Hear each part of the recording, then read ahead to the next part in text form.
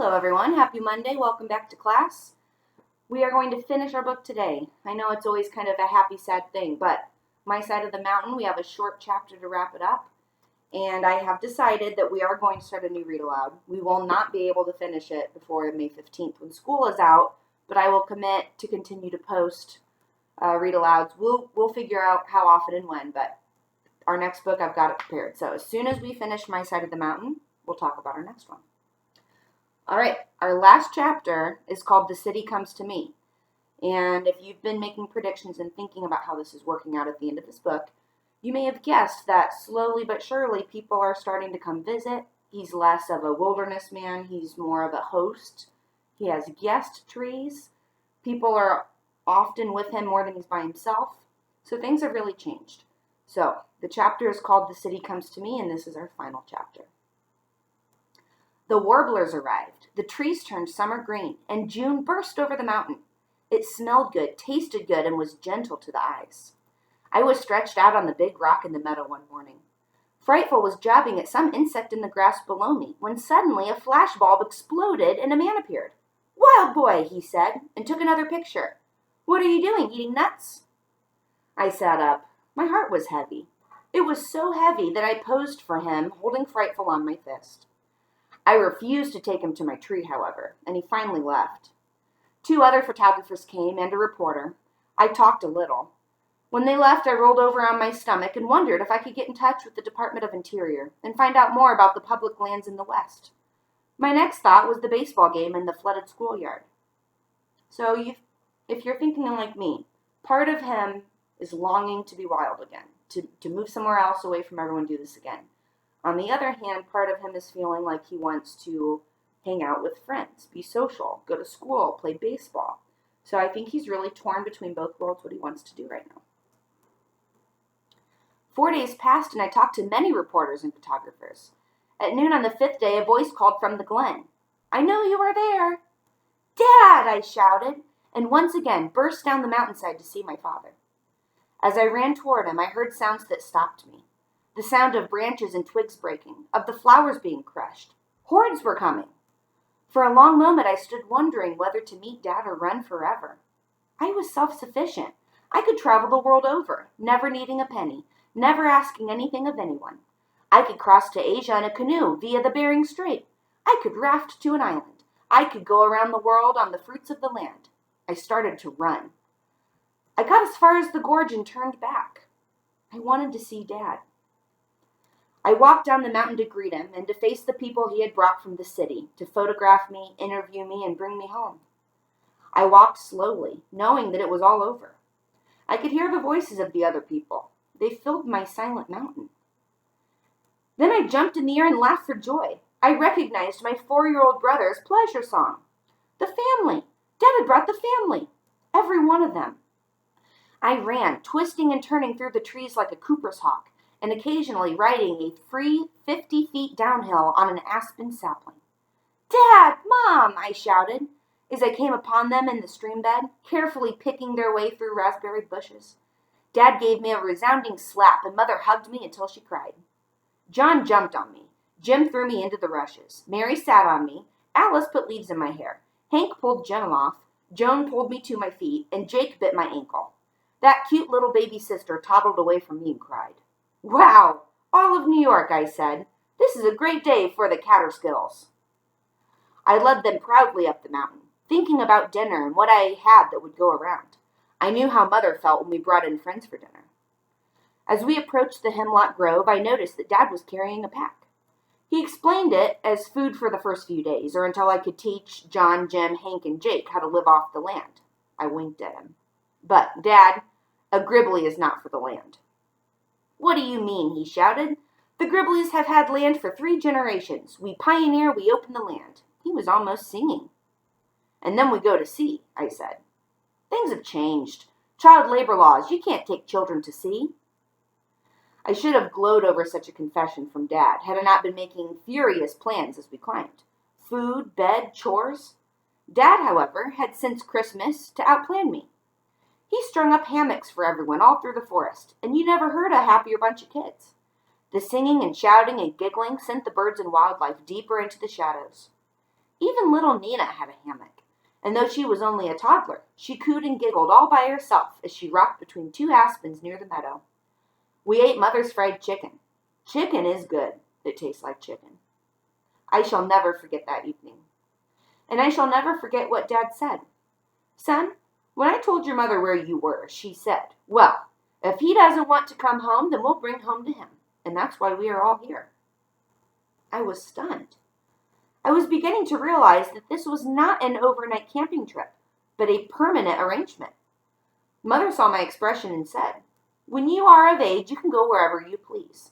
Until then, I still have to take care of you, according to all the law I can find. She put her arm around me and we rocked ever so slightly. Besides, I am not a Gribbly. I am a Stewart, and the Stewarts loved the land. She looked at the mountain and the meadow and the gorge, and I felt her feet squeeze into the earth and take root. The next day I took John, Jim, and Hank out into the mountain meadows with Frightful to see if we could not round up enough food to feed this city of people. We did pretty well. When we came back, there was Dad, with 4 4x4s erected at the edge of my meadow, and a pile of wood that would have covered a barn. Gosh, Dad, I cried, what on earth are you doing? We are going to have a house, he said. I was stunned and hurt. A house? You'll spoil everything, I protested. Can't we all live in trees and hammocks? No. Your mother said that she was going to give you a decent home, and in her way of looking at it, that means a roof and doors. She got awfully mad at those newspaper stories, inferring that she had not done her duty. But she did. I was almost at the point of tears. She's a swell mother. What other boy has a mother who would let him do what I did? I know. But a woman lives among her neighbors. Your mother took all those editorials personally, as if it were Mr. Brackett and Mrs. O'Brien speaking. The nation became her neighbors, and no one, not even... He hesitated. A catbird meowed. Not even that catbird is going to think that she neglected you. I was about to protest in a loud, strong voice when Mother's arm slipped around my shoulder. That's how it is until you're 18, Sam, she said. And that ended it. All right, well, that is the end of this book. I would like to make sure you are all aware. There's another one. There's actually 2 more. I'm not going to read the next book. I'll leave that up to you. But the next book is called On the Far Side of the Mountain. And I can tell you I have read the next book. The family does move up and live up on the mountain with Sam. It's not exactly how you would think, so it's pretty exciting. And the next book focuses a lot on problems they run into with Frightful and the legal rules of having a falcon. So if you are interested in reading on with their story, this was on my side of the mountain. The next book is on the far side of the mountain. And the third book is called Frightful's Mountain. So I hope you enjoyed the book. I would love if you drop me a note or a message. Tell me your favorite part, your favorite character, although we don't have a lot of characters in that book. But this is one of my all-time favorite books. And my 3rd grade teacher read it aloud to me in 3rd grade. So I always read it every year to my students. So I hope you loved it as much as I did. The next book we are going to read, which I have already said we will not have time to finish before the end of the official school year, is called Island of the Blue Dolphins. And if you notice, we've got the gold sticker. This was the Newbery Medal winner. So this won Best Book of the Year. And I will read the back to you. But I would like to say before we even begin that this entire book is based on a true story. So like any other historical fiction, the author has added in some fun details to make the story easier to follow. But the concept of the story is true. Okay, so this is Island of the Blue Dolphins by Scott Odell. In the Pacific, there is an island that looks like a big fish sunning itself in the sea. Around it, blue dolphins swim, otters play, and sea elephants and seabirds abound. Once, Indians also lived on the island, and when they left and sailed to the east, one young girl was left behind. This is the story of Corona, the Indian girl who lived alone for years on the island of the Blue Dolphins. Year after year, she watched one season pass into another and waited for a ship to take her away. But while she waited, she kept herself alive by building shelter, making weapons, finding food, and fighting her enemies, the wild dogs. It is not only an unusual adventure of survival, but also a tale of natural beauty and personal discovery. So, we are going to embark on this story.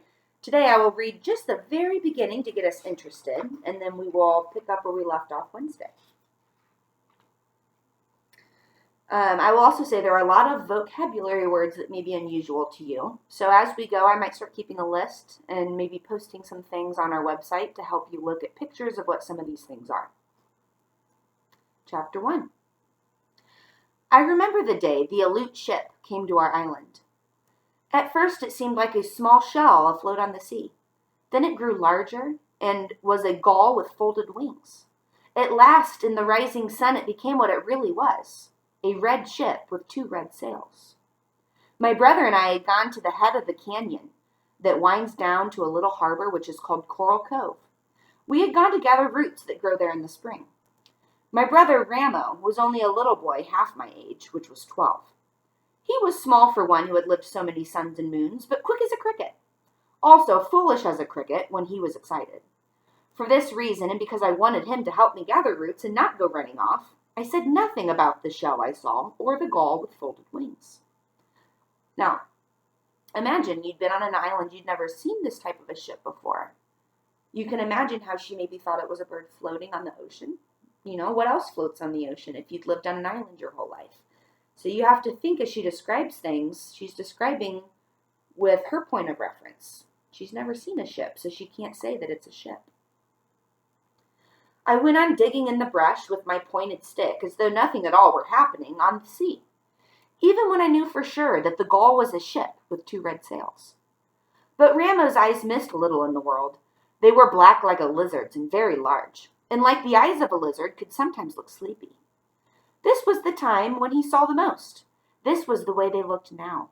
They were half closed, like those of a lizard lying on a rock about to flick out its tongue and catch a fly. The sea is smooth, Ramo said.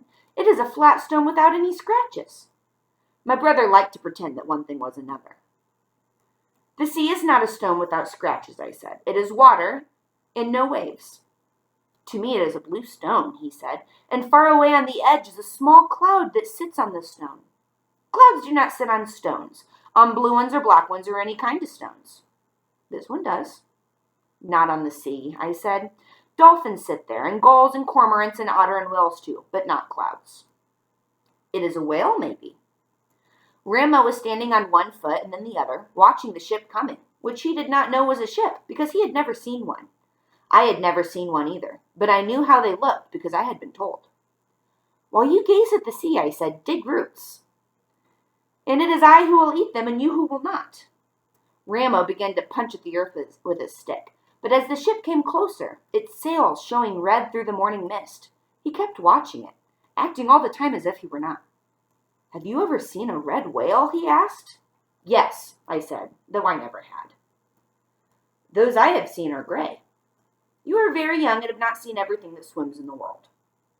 Ramo picked up a root and was about to drop it into the basket. Suddenly his mouth opened wide and then closed again. A canoe, he cried.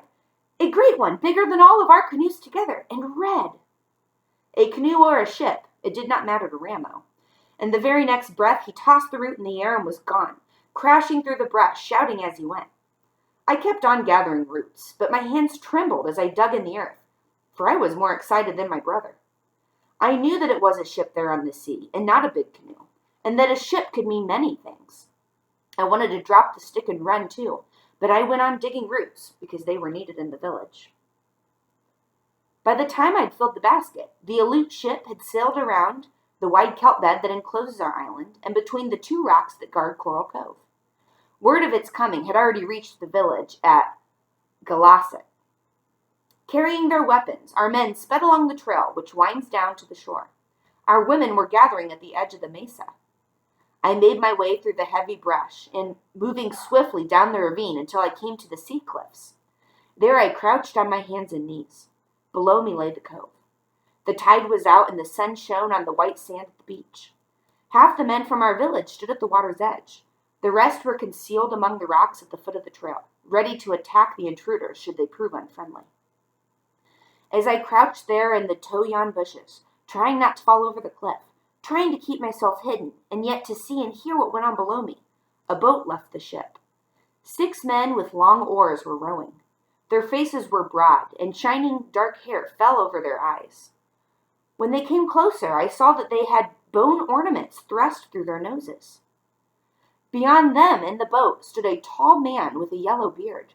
I had never seen a Russian before, but my father had told me about them, and I wondered, seeing the way he stood with his feet set apart and his fists on his hips, and looked at the little harbor as though it already belonged to him, if he were one of those men from the north whom our people feared. I was certain of it when the boat slid into the shore and he jumped out, shouting as he did so. His voice echoed against the rock walls of the cove. The words were strange, unlike any I had ever heard. Slowly, then he spoke in our tongue. "I come in peace and wish to parley," he said to the men on the shore. None of them answered, but my father, who was one of those hidden among the rocks, came forward down the sloping beach. He thrust his spear into the sand. "I am Chief of Galasset," he said. "My name is Chief Chowig." I was surprised that he gave his real name to a stranger. Everyone in our tribe had two names, the real one, which was secret and was seldom used, and one which was common. For if people use your secret name, it becomes worn out and loses its magic. Thus, I was known as Wana Pale, which means the girl with the long black hair, though my secret name is Korana. My father's secret name is Kowig. Why he gave it to a stranger, I do not know. The Russian smiled and held up his hand, calling himself Captain Orlov. My father also held up his hand. I could not see his face, but I doubted that he smiled in return. "I have come with 40 of my men," said the Russian. "We come to hunt sea otter. We wish to camp on your island while we are hunting." My father said nothing. He was a tall man, though not so tall as Captain Orlov, and he stood with his bare shoulders thrown back, thinking about what the Russian had said. He was in no hurry to reply, because the Aleuts had come before to hunt otter. That was long in the past, but my father still remembered them. "You remember another hunt," Captain Orlov said when my father was silent. "I have heard of it too. It was led by Captain Matrief, who was a fool and is now dead. The trouble arose because you and your tribe did all of the hunting." "We hunted," said my father, "but the one who call a fool wished us to hunt from one moon to the next, never ceasing." "This time you will need to do nothing," Captain Orlov said. "My men will hunt, and we will divide the catch. Part for you, to be paid in goods, and 2 parts for us." "The parts must be equal," my father said.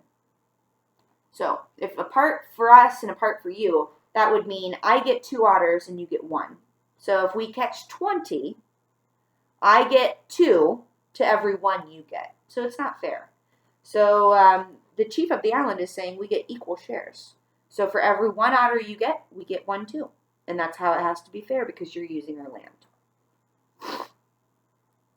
Captain Orlov gazed off toward the sea. "We can talk of the latter when my supplies are safe ashore," he replied. The morning was fair with little wind, yet it was the season of the year when storms could be looked for, so I understood why the Russians wished to move on to our island. "It is better to agree now," said my father. Captain Orlov took 2 long steps away from my father, then turned and faced him. "1 part to you is fair, since the work is ours and ours the risk." My father shook his head. The Russian grasped his beard. "Since the sea is not yours, why do I have to give you any part?" "The sea which surrounds the island of the Blue Dolphin belongs to us," answered my father. He spoke softly as he did when he was angry. "From here to the coast of Santa Barbara, 20 leagues away?" "No, only that which touches the island where the otter live." Captain Orlov made a sound in his throat. He looked at our men standing on the beach and toward those who had now come from behind the rocks. He looked at my father and shrugged his shoulders. Suddenly he smiled, showing his long teeth. "The parts shall be equal," he said. He said more, but I did not hear it, for in that instant, in my great excitement, I moved a small rock, which clattered down the cliff and fell at his feet. Everyone on the beach looked up. Silently, I left the toyon bushes and ran without stopping until I reached the mesa. Okay, we will stop there at the end of chapter 1. So again, we already know that at some point this girl is abandoned and left on the island by herself. So start to make predictions about how that might happen. All right, well, thank you for reading with me, and we will get back to our new book, Island of the Blue Dolphin, on Wednesday. Have a wonderful day. I miss all of you, and I will hope to see you all at our Google chat on Wednesday. So mark that on your calendar, Wednesday at 10:30. See you later.